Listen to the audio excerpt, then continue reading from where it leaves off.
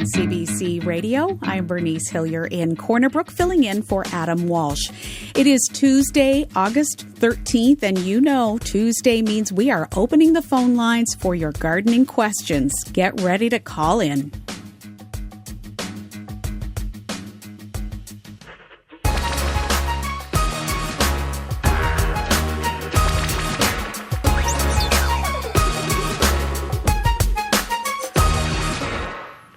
Well, you can call in, you can text us, you can email us, however you want to get in touch. So let me give those details now and we can get right to it.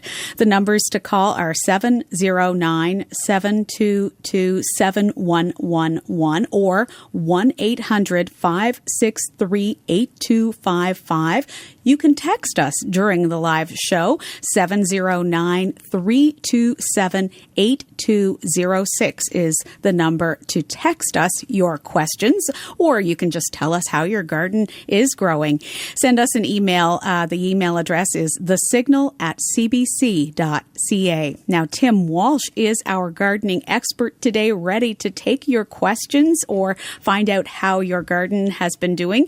Tim Walsh is a horticulturalist at the Botanical Garden in St. John's, and he's in our St. John's studio today. Hello, Tim. Oh, hi there, Bernice. How are you doing? I'm doing just fine. I know you've got lots you want to talk about, and people will be calling in very shortly. But maybe I can ask you right off the top, what's the main focus for most gardeners at this particular time of year now? I guess nearing the midpoint in August. Yeah, well, lots of different focuses. But, you know, the one thing that we're kind of challenged with really this time of year is watering. It's been a really dry time right now, certainly in the St. John's area, and I think it's fairly similar throughout the province. But it's always kind of like that this time of year. We go through, obviously, a very wet spring, and then when we get into summer and we want things to grow, and then if they're growing well, they're going to require, a certain amount of water. And we haven't been having any naturally or a whole lot naturally. So certainly at the Botanical Garden, in my own garden at home, and my vegetable allotment, watering is a regular now. It's a constant. And if we don't get the water to them, they're not going to perform very well. We've had some unusually hot and humid weather this summer for most of us. How is that good or bad for growing? Well, it's definitely, good. It's got obviously it's got a bit of both, right? So the good part is that it's the heat. We really need the heat in order for these plants to grow. We spend a lot of time protecting them in the springtime. Sometimes even given our, especially some transplants that we're putting out that have been started off in greenhouses, we put them outdoors. We certainly have put a lot of effort into making sure that they've got a good start. And once they go outside, we put them outside after the winter temperatures have passed to the point of where the plants are not going to get damaged from any cold snaps. And then after that, we want them to do their best. And several of the things they require, obviously, the obvious one is soil. It needs some really good, decent, organic, rich soil. And then fertilizers. And if the soil is rich, then you may not have to concentrate too much on providing synthetic fertilizers, but you can certainly augment that with good composting and various different other ways of organically feeding your plants, whether it's vegetable plants or flower gardens. And then after that, they need the heat. They need that nice heat that's going to warm up the soil, especially, and actually that's going to all those things go together to create all the conditions that the plants need in order to do what we want them to do.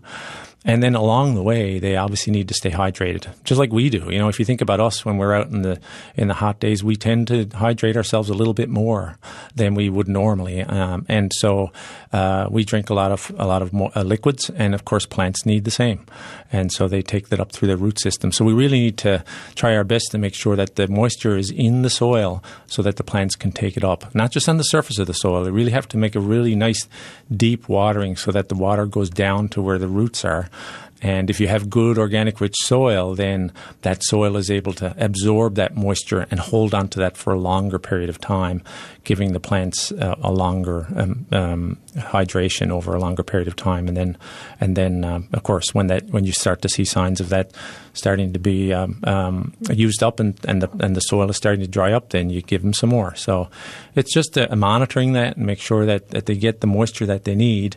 And then beyond that, it's, at the Botanical Garden, we're starting to harvest some things now. So we're at that point now where some of the earlier harvests are coming in. We've got some of the earlier tomatoes are harvested, and we even harvested our garlic. They actually matured really quickly. And we've got those harvested already, and we've got some for sale in our gift shop at the Botanical Garden. We don't have a huge amount of produce. We have a kitchen garden at the Botanical Garden, which is designed to show people how to grow vegetables at home in raised beds. And, we're not an agricultural department, so we have that small kitchen garden that we have for demonstration. And then the produce that comes from that, we put it at the front desk and, sell it for a small fee just to help us to purchase our seeds for the following year.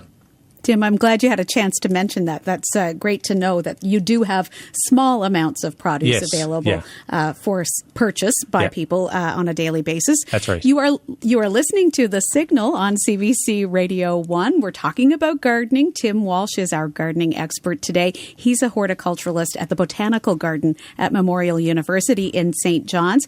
Give us a call with your questions for Tim today. 1-800-563-8255. Is the number to call.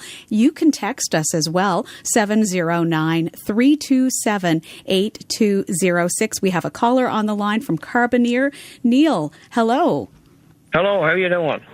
We're doing just fine. Do you have a question or a comment for Tim today?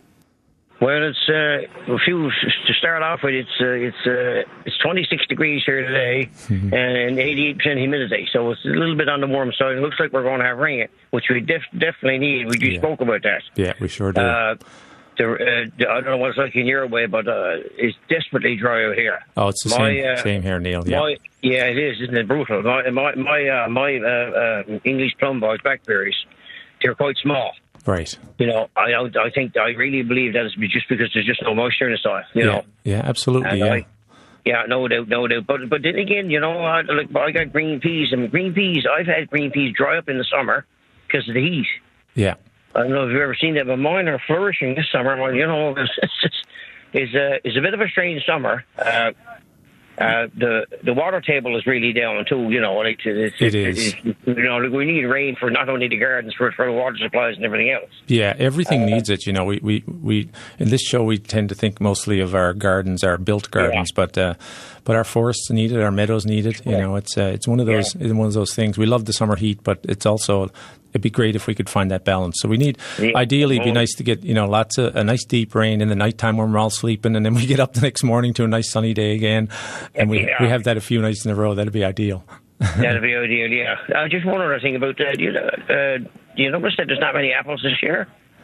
It kind of depends. Apples are funny. It kind of depends on the conditions when they're in bloom. So, up at the Botanical Garden, we have an apple tree, a couple of apple trees there that are strictly for display, but they're bending with apples this year. But it depends on where the apple tree is. So, apples really depend on getting pollinated in the spring when they're in bud, when the flowers are out. When they're flowering in the springtime is a critical time for apples. And if your apple tree is grown in a location where for some reason your weather during that time is poor, so that apples are insect pollinated, so you need the bees and other insects to fly from apple tree to apple tree in order to pollinate those plants. And if when they're in bloom, where your apple trees are, they're going through a period of northeast winds and cold and rainy. And that continues until the blossoms fall off. Well, then they may just not have gotten pollinated as well. But I've seen some areas, like I said, ours at the Botanical Garden is just bending with apples, looking really good, and others in other parts of the province not so much. So it's kind of a more of a local issue. I don't think overall, I don't think across the province there's a lack of apples. But again, depending on the weather for the area that they're growing in.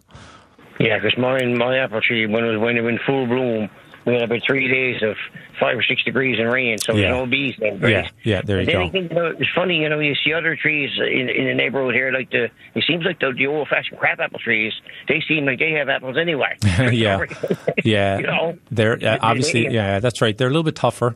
and they don't have as specific requirements as some of the newer hybrids. And there's different timings too, right? So all apple trees don't bloom at exactly the same time. So there could be some that bloom, a week earlier or a week later, and sometimes that's all it takes, right? Because then at that point the weather's changed a little bit, and then you get that pollination. Anyway, I'll let another caller take your place. Anyway, happy gardening, everyone, and hope we get some rain. Thanks for your call, Neil. It's been great to have you.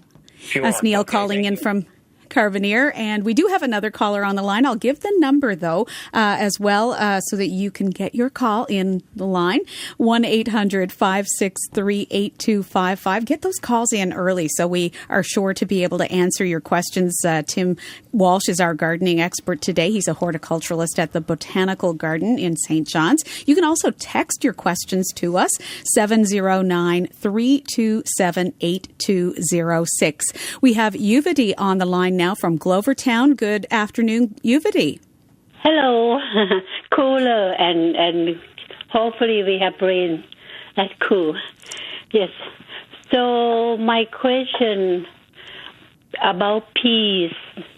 This year is very poor. Usually I had a lot, but this year only a cup and yellow, and they're so poor. Maybe because I grow the same bed, I should rotate. And for our second question, I grow on between bed. I spring some turnip, yes. Top. Oh, yes, turnip tops, Sorry, yes. I cannot make.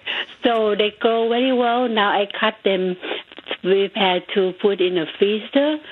Should I, for now, what kind of seed I should grow, like a lettuce? Should I grow more lettuce? Because I have a lot of lettuce in my garden. Right, yeah. So I'm getting older, yes. So should I spring them more, forget another vegetable before fall or before winter? Yeah.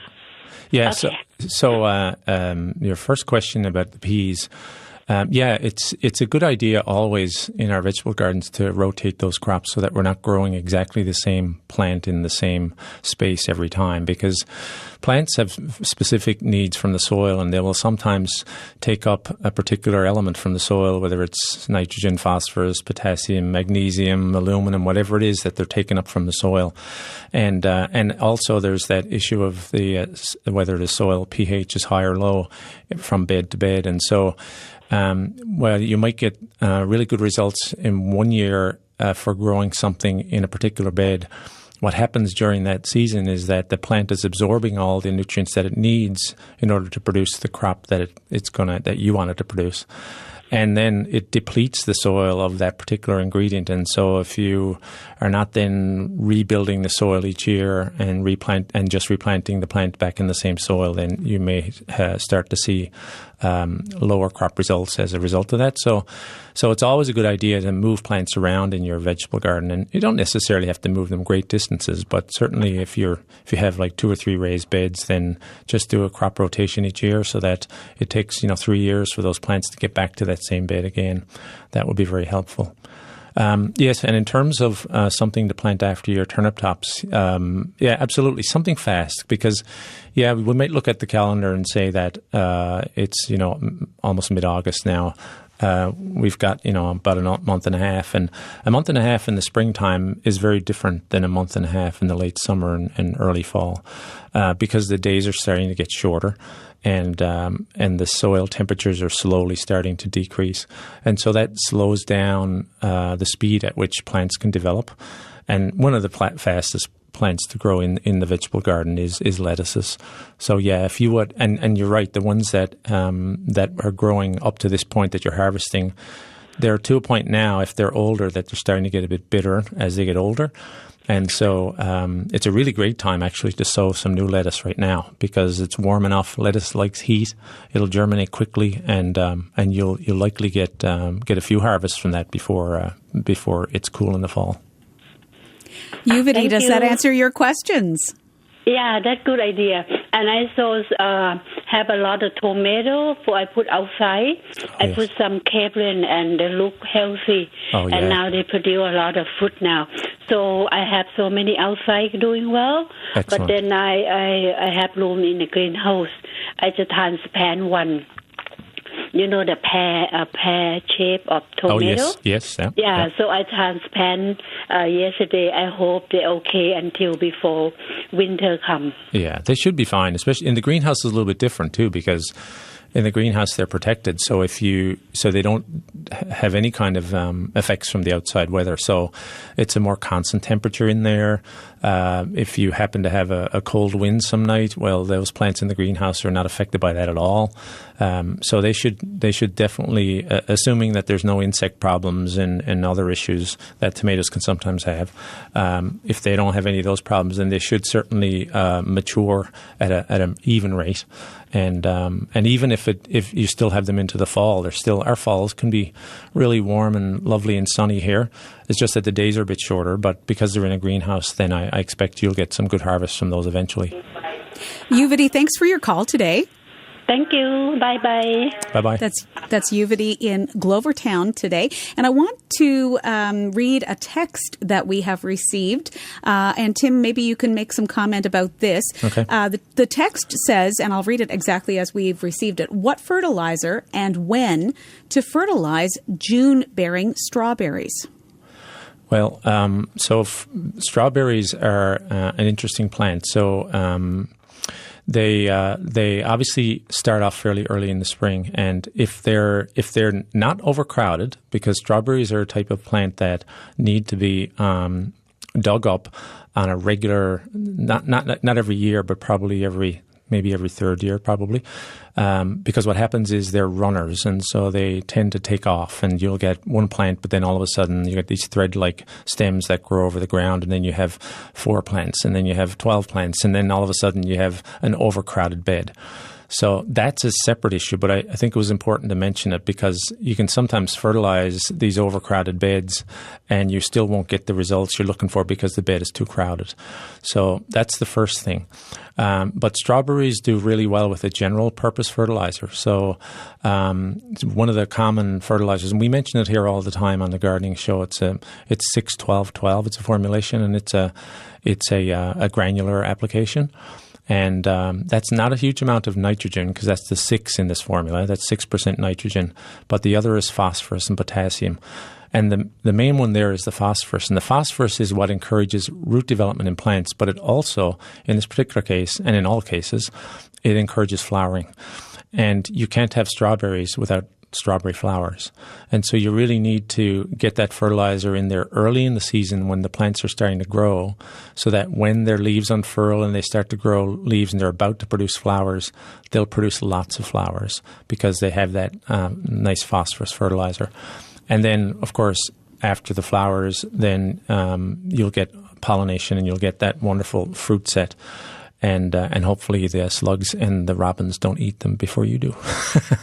And Tim, would you fertilize again later in the season? I mean, this text has come into us now at mid-August. Yes. Would you fertilize again now? Well, it's certainly a bit late now because strawberry harvests are, for the most part, finished in the eastern part of the province anyways. I know a lot of the U-picks and stuff are already done.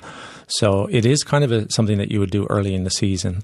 The only reason you would fertilize now is, and you wouldn't want to fertilize too much now also, because the other danger is that fertilizing now will encourage a huge amount of new growth, and then that new growth won't have time to harden off going into the fall, and so the plants may struggle getting through the winter because they haven't gone through a normal kind of hardening off process in the fall. Because when plants put on new growth in the autumn, for instance, then that new growth has to harden off. It has to mature before the cold of winter comes, and that can sometimes be a bit of a challenge for plants that have been over-fertilized later in the season. So I guess if I was talking to the person, I would ask if the plants look like they need some fertilizer, and you can always tell by the fact that they're small, that the foliage is not nice lush green, which it should be. things like that. And then, maybe it's, and at the same time, this time of year, that could be a result of drought. So it's a bit of a challenge to kind of diagnose that without directly talking to the person and getting a sense of what conditions that the plants are growing in. But assuming that they're growing in good conditions, good soil, the plants are not crowded, if the plants are showing still signs, and the plants are hydrated, if the plants are still showing signs of yellowing in the leaves and that sort of thing, it's likely a soil fertility thing. And so then, yes, fertilizer application now would be recommended. But I certainly wouldn't leave it much later than, the next week or so, because going back to what I said earlier, we don't want huge amounts of new growth going into the fall. For sure. Yeah. Tim, we had a call from Case, who wasn't able to stay on the line to go on the air with us. But the question from Case is, they have red ants in their lawn and want to know how to get rid of them.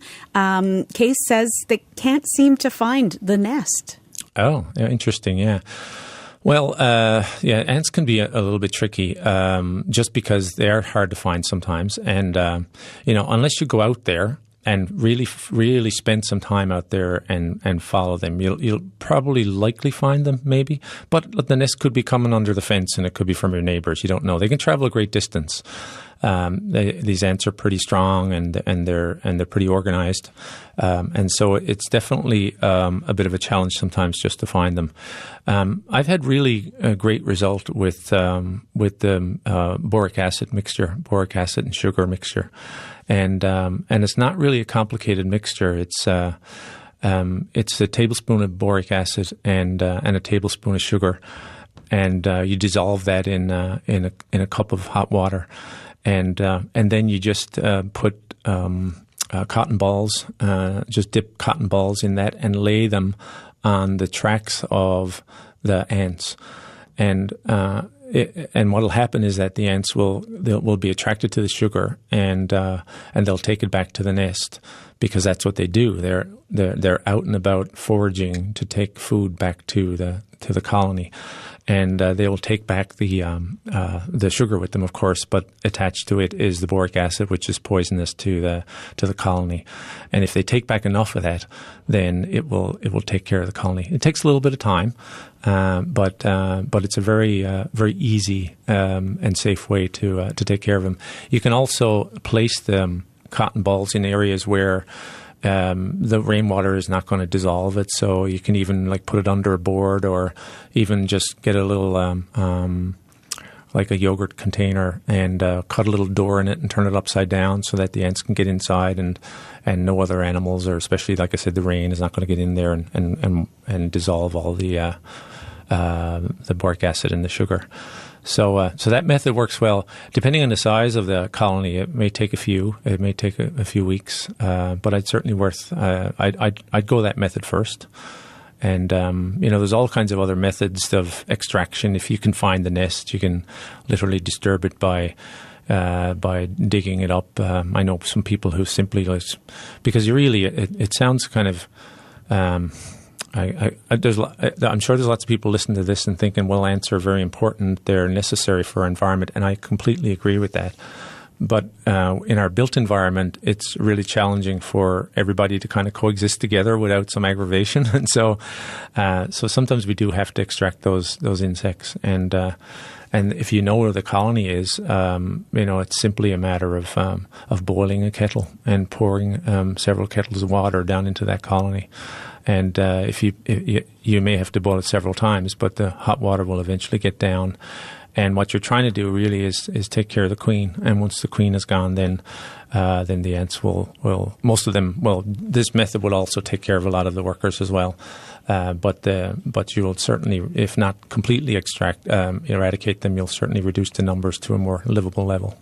All right. Well, Tim, thank you very much for that answer. And I hope Case was able to listen in and hear your response to that inquiry that came in to us. You are listening to The Signal on CBC Radio 1. I'm Bernice Hillier in Corner Brook. Our gardening expert today is horticulturalist Tim Walsh from the Botanical Garden. And the numbers to call are 709-722-7111, or you can call 1-800-563-8255. text us 709-327-8206. We have a caller on the line now from Pooch Cove, and it is Dan. Good afternoon, Dan. Hey, hi Bernice, hi Tim. Good to hear your common sense garden ideas, Tim. Good to hear your voice. Hey Dan, how are you doing? I'm doing fine. Good. And just to reverberate on some of the things you've already said, I've already harvested 2/3 of my garlic. It's good to get it in a bit early to give it a chance to really cure. And this has been an early year, hasn't it, for the garlic? Yeah, it sure has. Yeah, garlic. It's been a great year for garlic. Yeah. Yeah. And also I've noticed, as a couple of callers commented on poor fruit set this spring, our cherry production is down, and same for the apples and the plums. I called in mainly because I had a friend call me earlier today, a friend who I do some gardening for, who lives on Pennywell Road in St. John's, and she was asking me about poor production on her blueberries. I assume she means high bush, and asked me why she's getting poor fruit production. My answer, kind of the same as yours, was hot weather. Yeah. Yeah, and again, it's a combination of, I think, both, because I know that I was on the Southern Shore on the weekend, and several people there now are starting to forage for blueberries, and it's a kind of a bit of a hit and miss. It seems like some areas there's a few more, and in others there's not, but they are small. And usually the lack of berries is, again, going back to that fruit set during pollination time. And we did have, I don't know if it's one of the coldest, wettest springs. We all have kind of short memories for that sort of stuff, but it certainly felt like it was the coldest and the wettest spring, certainly here in the Avalon for sure. And that was at the time when those plants were in bloom. So that definitely negatively impacts on the fruit set as a result of that, because you don't get that pollination. And then after that, like a blueberry, if you think about it, even though it's small, the fruit are filled with water, that beautiful, delicious, sweet juice that we love. And so, because if you've ever, put a couple of cups of blueberries in a pot and added some heat, you look in there in a little while and there's a lot of liquid in there. That liquid comes from the ground, and that's as the fruit is developing, it pulls up that liquid and absorbs it into into produce that beautiful lush fruit that we all love so much. And so it certainly has been dry, hasn't it? And so as a result of that, the fruit can sometimes be small, unless you happen to be foraging in an area where there's natural springs, or there's an area where the water, a little bit of a valley where any bit of water holds up a little bit more. So those areas will be a little bit naturally more moist than hilltops and hillsides and things like that. So. Yeah. Well, out here where the wild blueberries grow out along the trail and up on the bluffs, they're growing a lot of times on rock, so there's not a lot of places for water to sow. I really liked your comment about deep watering when you water, especially at this time of the year with the heat. Just because the top of the soil looks wet doesn't mean that it's soaked in. You really have to soak. You do, and I think a lot of it too, is because sometimes maybe people feel that they've been out there a long time and they're watering for a long time. One example, for instance, is I know that a lot of folks are buying these cool expandable hoses. Yes, they look really cool. They come in a little tiny package, and they like the hose itself swells up when you fill them with water. But that technology relies on a water breaker at the end of that hose, or that restricts the amount of water flow through the head of the hose. And so if you were to use one of those hoses and take the sprinkler head off the end of it completely, well, then the hose would deflate quite a bit. It wouldn't go right back to its original form, but even while the water is flowing through it, it's a very small channel of water that passes through those. The other thing, too, is that a lot of, I'll call them water breakers, but hose ends, the nozzle that the water passes through, they're often, and you can get them at the head of the handle where there's various different selectors for different patterns of water that come out. You can get a stream, and you can get a fan. You can get all these different shapes of water that come out at the end. It's not a large volume of water. It may seem like a lot, but it's not a large volume. If you look at at professional nurseries, if you're ever into a nursery and you're walking around, just look at the hose end that they have on theirs. And if you come to the botanical garden and you're looking at any of the apparatus that we have there, it's a different. It's not complicated. It's not high technology. It's just that the end of the hose has what's called a rose, and that rose or that hose end, sprinkler head, has got larger holes. And as a result of that, you get a really good volume of water coming through there, and at almost probably 4 or 5 times the amount of water coming through that hose end as you would from some of these other ones that I mentioned earlier.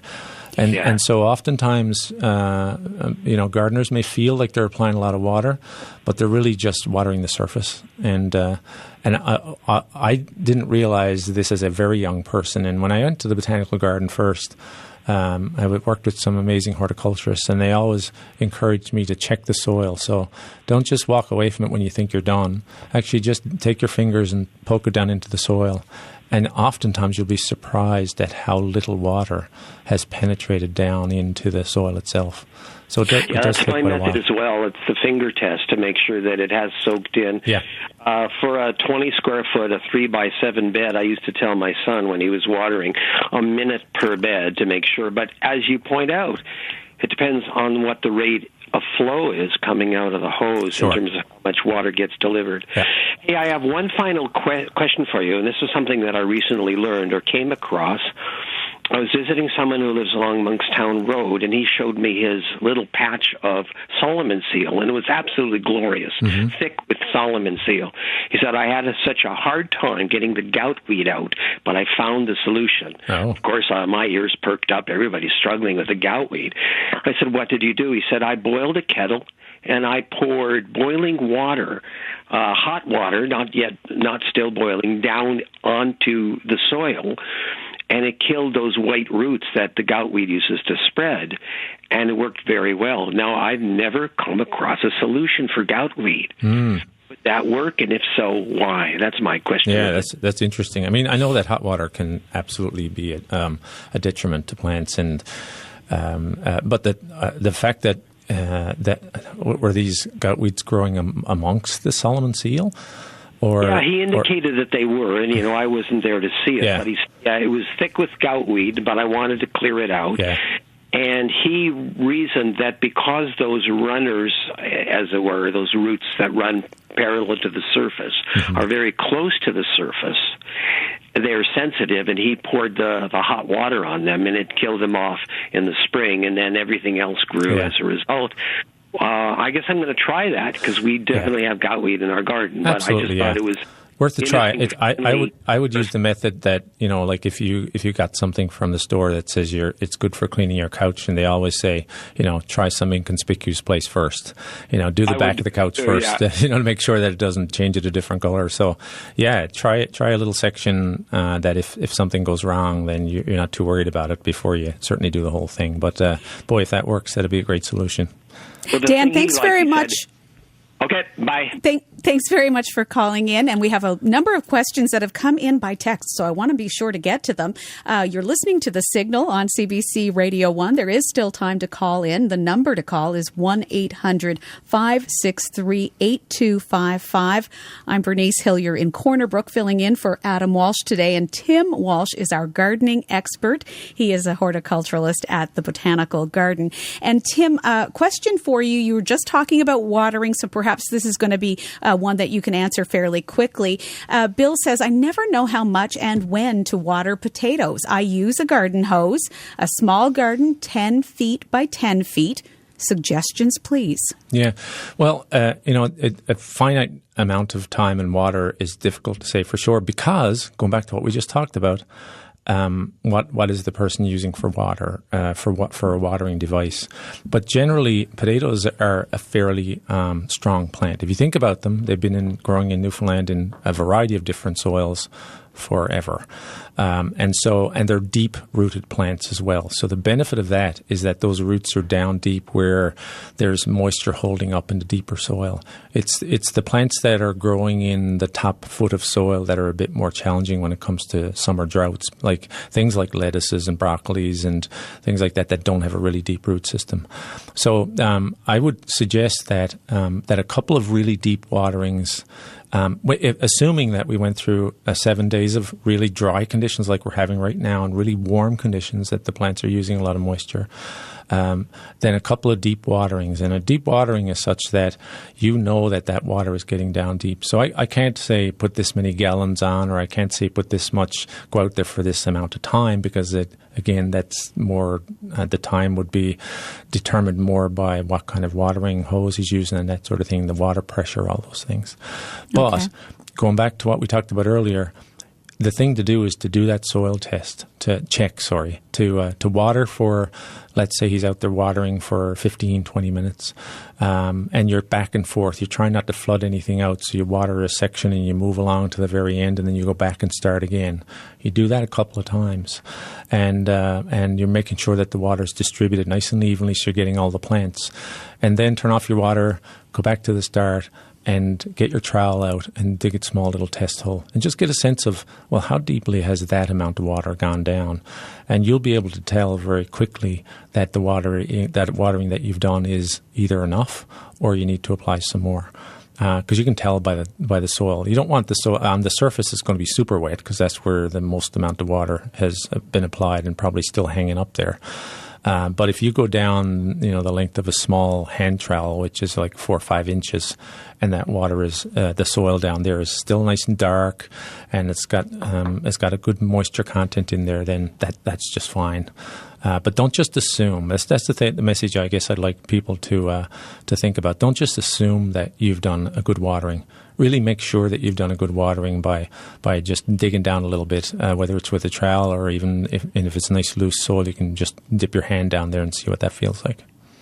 And Tim, perhaps you can just say ditto, I don't know, but Dawn from Salmon Cove had this question that was texted to us.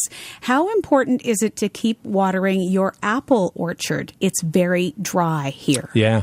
Well, again, like all apples, they are a fruit that has a lot of moisture in them. If you think about biting into an apple, it should be a nice, juicy, wet apple on the inside. That's all reliant upon moisture. It's all reliant upon soil moisture. The only place that moisture is coming from is up through the root system. And so the difference here, however, is that apples are a big plant. They're a tree or a large shrub, depending on what varieties you're growing.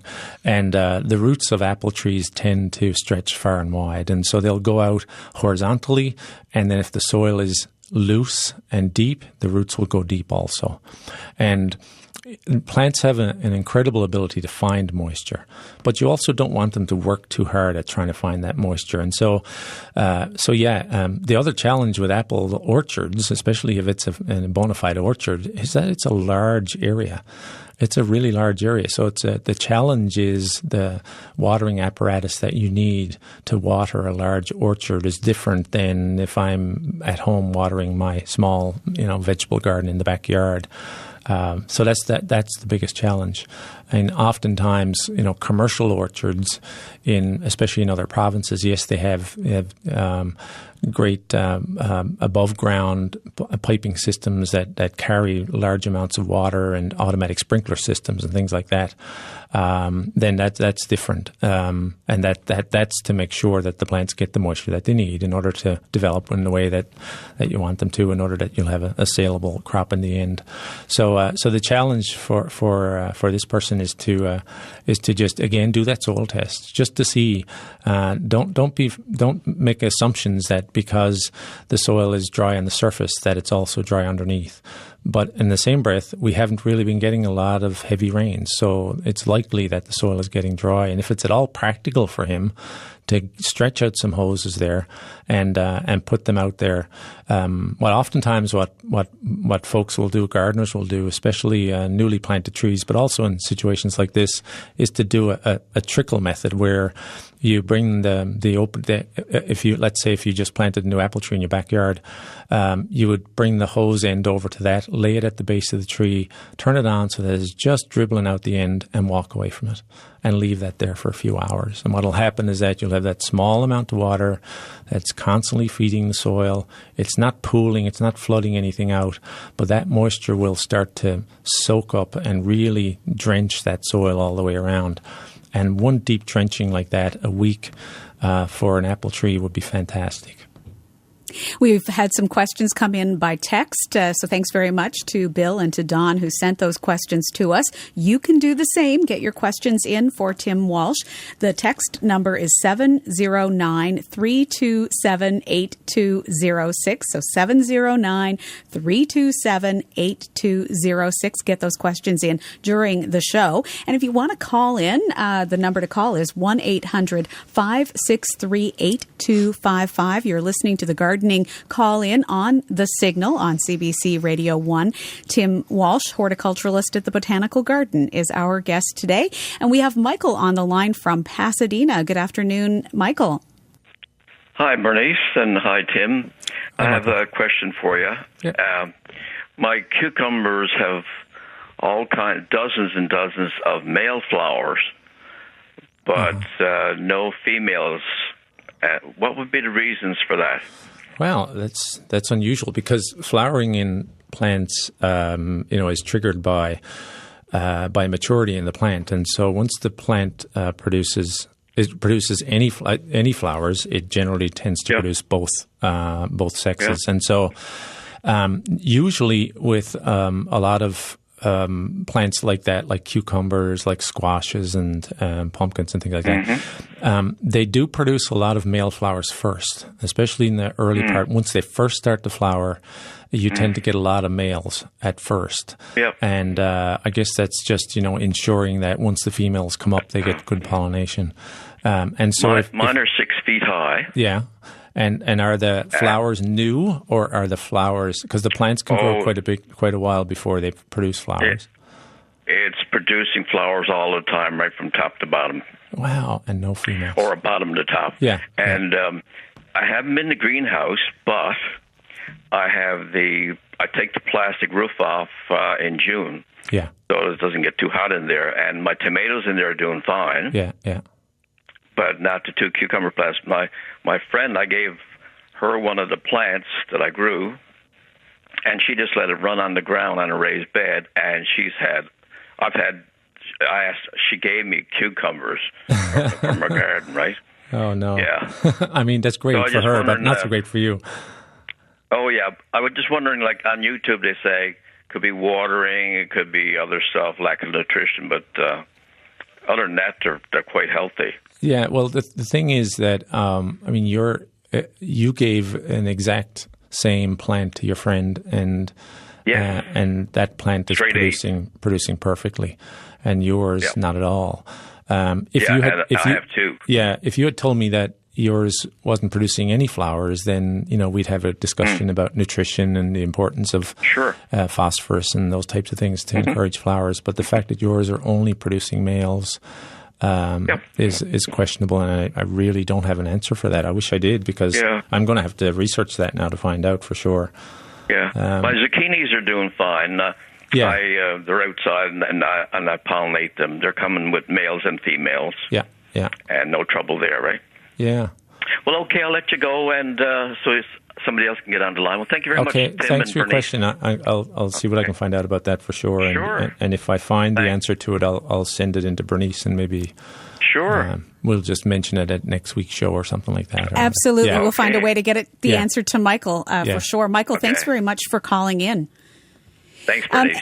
Bye. And we have some other questions, Tim, that have come in by text. So I want to get to a couple of those. First of all, from Branch. And first there's an observation or a comment, and then I'll get to the question. So this person has said, they wanted to share the good news that they've been able to get a Don Juan climbing rose to grow close to the cliff in Branch. That's excellent. Good compost, a little kelp, and a lot of hope is what they attribute it to. So bit of good news there you may be able to comment on, but I'll get the question in. The person says, we have a maple tree that was given to us by friends and has been in our greenhouse, believe it or not, for 2 years. It's in a large pot and is about 2 feet high, lots of leaves. Is it okay to transplant the maple tree in the fall? Fall transplanting is always a little bit iffy. So, sorry, did you say that it's growing in a greenhouse? And is it in a container, or is it growing in a bed, I wonder, in the greenhouse? It is in a large pot. and is about 2 feet high. Okay. Oh, well, that's different. So if it's in a large pot, that's different. So that's better, actually, because transplanting from a tree from a large pot is a much more successful venture than having to dig up a tree. When you dig up a tree, obviously you have to disturb roots, and sometimes you have to leave some roots behind because the roots have gone too far for you to get them all. So you're cutting roots and that sort of thing.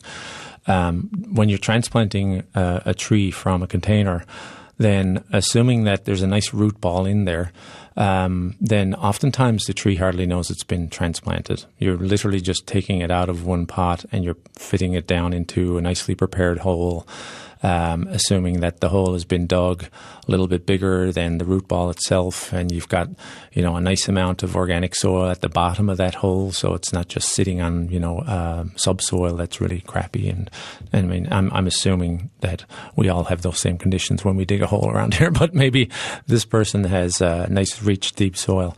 But the point is that you want to prepare a nice place for that plant to spend the rest of its time in, and you want that transplant experience to be as least a trauma to the plant as possible.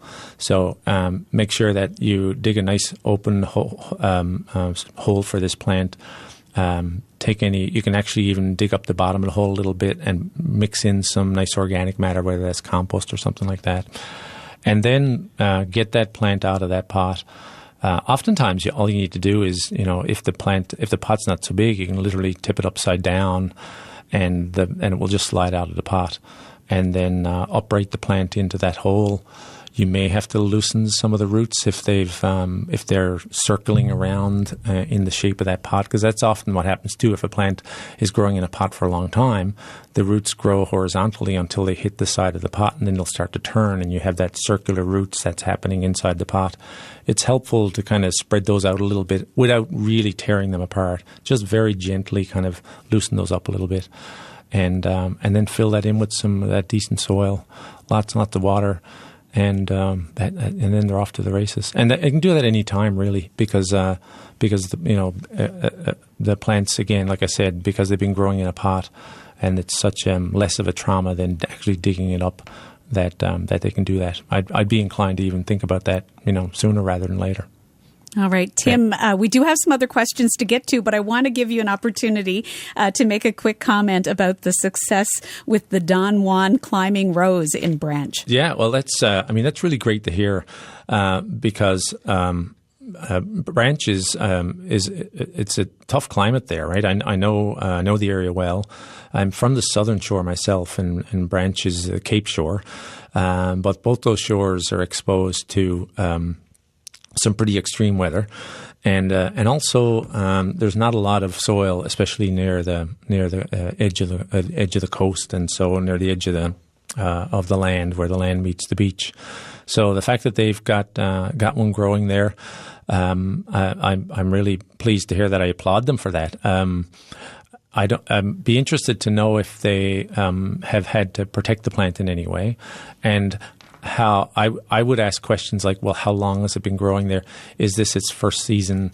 Was it planted this spring, or was it planted last year? And did it overwinter there? Because those are the things that really then are going to determine the long-term viability of this plant in this place, right? So if it's able to get through a winter here and then come up the next year and grow new shoots and then grow flowers, that is fantastic. If you can do that repeatedly, even better again. So I would say celebrate it absolutely, because it is a tough environment for a tender rose like that. And if there's anything that they might want to think about going forward is making sure that the roses have the protection they need, because they will get some extreme temperatures. They'll get some extreme wind there. It may benefit from some winter protection from that wind, maybe like a burlap teepee or something like that. And then, of course, making sure that each spring that rose gets a nice helping of good organic matter, good compost. There's probably lots of sheep manure and that sort of thing out around Branch, because there's a lot of sheep that are farmed out there.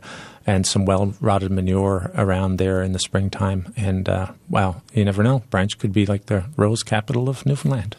You never know, Tim. Never know. Tim Walsh is our guest today. He's a gardening expert here on The Signal. He's a horticulturalist at the Botanical Garden. We do have a couple more questions that have come in by text, so I'd like to get to those briefly if I can, Tim. But I want to give you an opportunity. We were talking about blueberries earlier, and I know you're having a session at the Botanical Garden on an introduction to foraging, and that's happening this week. Yeah, August 15th, Thursday at 6 p.m. Yeah. Tina White is a local forager, and she's going to be coming to the Botanical Garden. You do need to register for that, so give the Botanical Garden a call, or all those events that we offer are also on our website and on our Facebook site, so you can find all the information there in terms of registering. Tina will take you on a nature walk, and you'll find several edible and medicinal wild plants. She'll cover practices of edible and medicinal uses and identification, which of course is very important. Sometimes we might think we know something is edible, but it may actually be an imposter, and it might look like something that's edible, but could be very poisonous. So those things are really important. And she'll also talk about harvesting and preparation tips, and then at the end of the tour there'll be a scrumptious tasting, she says, where they'll sample several of the plants that you met along the way, and the menu will include wild soup, wild ice cream, fruit leather, and pickles, and more. So lots of tasty and interesting things there that you can learn in a few hours on Thursday evening at the Botanical Garden. And you can get all the details on events that are coming up at the Botanical Garden by going to mun.ca/Botanical Garden. Some of those events do require pre-registration, so it's really important to keep an eye out for those events as they come up. Mm-hmm. I want to ask you, Tim, we've only got a few minutes left, and Norma had sent us a question saying, would you recommend removing the lower leaves on pepper plants? The peppers are just starting to form. Yeah, not necessary. Peppers are... unless the plants are starting to yellow and that sort of thing, but that's kind of a common thing anyways, especially the older leaves are at the bottom and they tend to yellow a little bit. So if they're starting to look unsightly, take them away. But no, pepper plants actually prefer as much leaves as you can, because that's what's going to encourage that fruit development. The leaves are all about photosynthesis, right? It's all about the plant producing energy, producing its own sugars in order to then develop its own fruit. So leave them on there. But sometimes pepper plants can be big as well. So not to say that you can't, but because in some cases, if the plants are big and you have several of them and you're trying to walk through your greenhouse and you're always smacking off these, overreaching branches that don't have any fruit on them, then yeah, you could probably take those away. But generally, it's not a necessary thing. Tim, I feel like this is a rapid fire round now. I'm trying to get everybody's questions in. We had a caller who wanted to know if now is a good time to put in a new lawn. Well, at the very moment right now, I would suggest no, but that could change pretty quickly, because the thing about lawns, and again, there's two ways to put in a lawn, of course. One is by seeding. That means, taking away all the existing grass, or if there's no grass there, bringing in some fresh topsoil and then liming and fertilizing and then putting down new seed. It's a challenging time for a tiny little seed plant to grow without a huge amount of water. And it goes back to our watering that we talked about earlier. The other way to grow a new lawn is by sod. And sodding is a little bit more reliable in the sense that you bring in brand new harvested sod from a sod farm, and you've already got your bed prepared, your lawn bed, and you roll out these carpet mats and make sure that they're all securely put together, there's no spaces, and then you apply the water again. So right now, it's a really intensive dry time. And if possible, I would hold off a little bit more until things start to cool a little bit and get a little bit wetter. The autumn in Newfoundland is a great, late summer and into the fall is actually a really good time to grow grass, because grass, actually, in some places, especially in other hotter parts in North America, in the summertime, grass actually goes dormant, and oftentimes grasses will go very, very yellow. And then when the rain starts to come in the fall, they'll green up again. Tim, one more question. I think this is more of a yes or no answer. Lilies, we had a question from Chip. They'll bloom next time this year, or this time next year is what he's hoping. Yeah. Should he plant the bulbs this fall or next spring? I guess whenever you can get them. So if they're available in the fall, yes, but probably more likely spring. All right. Tim, thank you so much for your time today on The Signal. It's been so valuable to have this time with you. Oh, it's my pleasure. Nice to meet you, by the way. Nice to meet you as well, even if it is from a distance. That's right. Tim Walsh has been our gardening expert on The Signal call-in today, and we appreciate everyone who's texted or called. Tomorrow on the show, we're going to be talking with some bug experts. There's a big meeting of entomologists happening in Corner Brook, and some of them will be on our show.